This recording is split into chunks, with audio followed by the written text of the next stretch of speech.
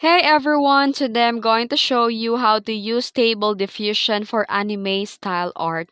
Let's get started. So first, you need to choose an anime friendly model. To get the best anime result, use models trained specifically on anime data.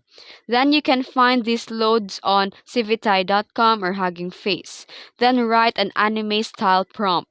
In the prompt box, write your description of your anime style. Example, one girl, detailed anime face, long flowing hair, sakura petals, school uniform, soft light, and ultra detailed and cinematic and vibrant colors. And these are the example negative prompts. You can type negative prompts like low quality, blurry, deformed, extra limbs, bad anatomy, ugly, low risk, duplicate face, and more.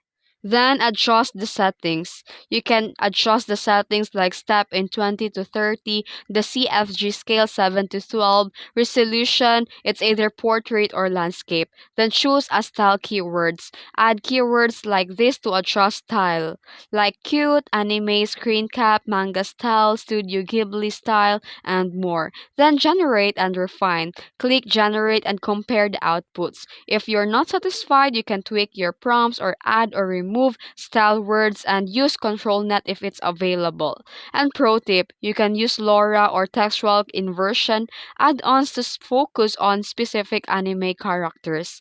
And that's how you use the Stable Diffusion to create an anime style art. If you found this video helpful, don't forget to like and subscribe for more tutorials. Thanks for watching.